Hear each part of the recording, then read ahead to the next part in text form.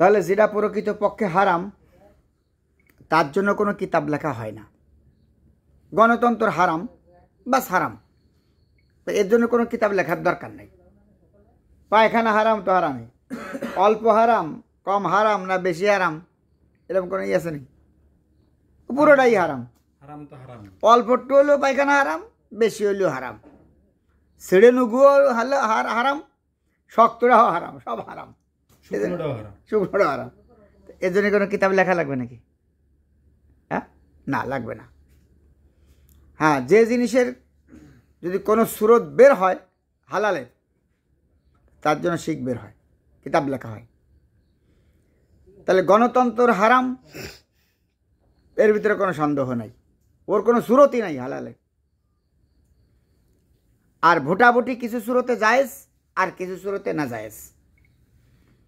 সবাই মিলে বললো যে ভাই আমরা আমির কাকে বানাবো, উদাহরণস্বরূপ একটা ইসলামী দল আমির কাকে বানাবো, সবাই জ্ঞানী গুণী বসা, এখন বলো যে ঠিক আছে আমরা পরামর্শ করি, তাহলে পরামর্শের মাধ্যমে আমির বানালাম, এটাই তো ভোটাভুটি কয়। ভোটাভুটির অর্থ পরামর্শ। একজন দেখে ফাইসলা করতে পারতেছে না, অধিকাংশের ফাইসলা দিয়ে দিছে। আবার দেখছে না অধিকাংশ লোক লবিং করে আসছে যে আমিরে ফাইসাল যে মশরা দেবে সে বুঝতেছে, অথবা সুরা সিদ্ধান্ত দেবে, তারা বুঝতেছে যে এখানে একটু লবিং হয়েছে। হ্যাঁ, যদি অধিকাংশের পরে ফাইসলা দেওয়া হয় তাহলে ক্ষতি হয়ে যাবে। তাহলে তারা কি করলে পরামর্শ করে বলো যে না, এখন অধিকাংশের পরে ফাইসলা দেওয়া যাবে না, একক ফাইসলা দিয়ে দেবে। এরকম হতে পারে ভোট পড়েই নেই, তাকেও সিদ্ধান্ত দিয়ে দিতে পারে। তার মানে কি আমিরের এখতিয়ার আছে সিদ্ধান্ত দেওয়ার। এই যে আমাদের কাশিয়ানীতে ওলামা ঐক্য পরিষদ গঠন হলো, তো ঐক্য পরিষদ যখন গঠন হলো, কে সভাপতি হবে এবং কে সেক্রেটারি, দুটো পদ মেন। তার আহ্বায়ক কমিটি দেখলো যে ভোটাভুটি হয়েছে কি যার যার গোপনে, কারণ অনেক সময় সরাসরি একজন নাম পেশ করা হলো, সবার থেকে প্রস্তাব নিয়ে হলো, ভাই কে কে রাজি আছেন, অধিকাংশ হাট উঠলো, ফাইসলা দিয়ে দিল। এইভাবে করে অনেক সময় ফিতনা ফাসাদ হয়। তাহলে ওখানে বলা যাবে আপনারা কী করেন, গোপনে লিখে দেন কে কাকে চান। তো এটা একটা পরামর্শ। তো দেখা গেল কি সভাপতিতে যার নাম আইছে সে ওই পদের জন্য এতগুলো আলেম ওলামাকে চালানোর জন্য মুনাসিব না। খারাপ বলতেছি তা না, মানে ওলামায়ে কেরামদের সভাপতি হওয়ার জন্য একটু ভারাত্ব থাকা দরকার, একটু যোগ্যতা থাকা দরকার। যে লোকটা নাম মানে বেশি আসছে, যে লোকটা সমর্থন বেশি হয়েছে, তাহলে একটু কী হয়ে যাবে, পরবর্তীতে ক্ষতির আশঙ্কা আছে। হয়তো অধিকাংশ লোক মানিয়ে নেবে না পরবর্তীতে, তার যোগ্যতার দিক দিয়ে তাকায়, তার বয়সের দিক দিয়ে তাকাইয়ে অনেকে হাসাহাসি করবে।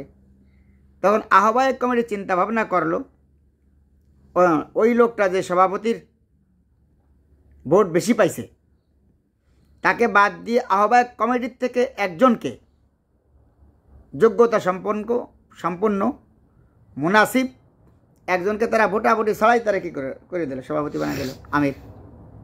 যেরকম মৌলানা মুস্তাফিজুর রহমান সাহেব রামদে মাদেশের মোহতামিম, যোগ্যতা সম্পন্ন, ভারাত্ব আছে, বয়সও আছে, মানানসইও আছে, কিন্তু সেটা আহ্বায়ক কমিটি, তার কোনো ভোটই আসে নাই। কিন্তু আমরা কী করলাম, পরামর্শ করে ওখান থেকে বের করে তাকে বানিয়ে দিলাম, যাতে সুন্দর হয়, সুশৃঙ্খল হয় এবং ভালো হয়, ওলামায়ে কেরামদের নিয়ে যাতে চলতে পারে, মিজাজও ভালো, মনও ভালো, সবাইকে নিয়ে চলার যোগ্যতা সবাই তো থাকে না।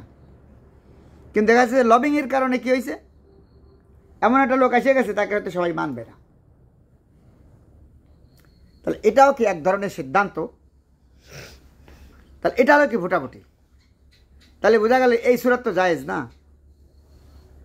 আবার ভোটাভুটির কিছু সুরত আছে যে আমরা কি করলাম, চা খাওয়ালাম, বিস্কুট খাওয়ালাম, টাকা দিলাম, পয়সা দিলাম, নিজের যোগ্যতা কী করলাম, আমি সবার থেকে বলছি না, ভোটাভুটি তো হয়ে থাকে না, যে আমাকে ভোট দেন, আমি সবার থেকে ভালো, এইগুলো সব নাজায়েজ সুরত, কিছু কিছু সুরত আছে যার কারণে সদস্য হুজুর রহমতুল্লাহ কিতাব লিখছেন ভোটারের নির্দেশ।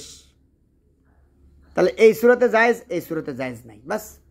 তাহলে গণতন্ত্র ভোটাভুটি আলাদা হয়ে গেল না, তাই না? ভোটাভুটি আলাদা জিনিস, গণতন্ত্র আলাদা জিনিস। আল্লামা নুরুল হুদা ফাইজি সাহেবও কিতাব লিখছেন, ভোট কি ও কেন। তারপরে আল্লামা পাকিস্তান তাকি উসমানী সাহেব কিতাব লিখছেন, বড় বড় ওলামা ইকরাম কিতাব লিখছেন, হিন্দুস্তান, পাকিস্তান, বাংলাদেশ।